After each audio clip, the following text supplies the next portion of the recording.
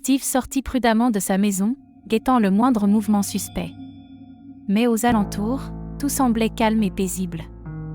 Intrigué, il décida de faire un tour d'inspection pour s'assurer qu'Herobrine était bien parti. C'est alors qu'il découvrit avec horreur que ses enclos étaient vides, toutes ses précieuses vaches et moutons avaient disparu. Notre héros fouilla désespérément les alentours, espérant retrouver une trace de ces animaux. Mais très vite, il comprit qu'ils avaient été enlevés.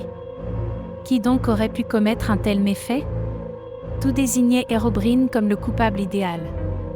Mais pourquoi s'en prendre à de pauvres bêtes innocentes ? La colère et la peur envahirent Steve. Il se rendit ensuite dans ses champs et eut la désagréable surprise de constater que ses récoltes avaient également été pillées. Plus une seule carotte ou pomme de terre ne restait. C'en était trop pour notre pauvre Steve, qui s'effondra, désemparé. Il était désormais à la merci d'Herobrine, qui semblait prendre un malin plaisir à le tourmenter. Mais le pire restait à venir. Car le soir venu, alors que Steve regagnait sa demeure avec appréhension, il fut saisi d'horreur en découvrant d'étranges symboles lumineux gravés sur sa porte d'entrée. Des runes maléfiques qu'il ne connaissait que trop bien. C'était l'œuvre d'Herobrine, qui venait de le maudire à son tour.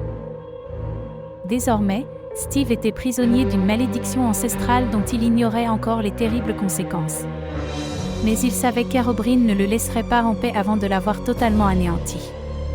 Notre héros comprit qu'il ne lui restait plus qu'une solution pour briser le sortilège, trouver un moyen de vaincre l'entité maléfique coûte que coûte.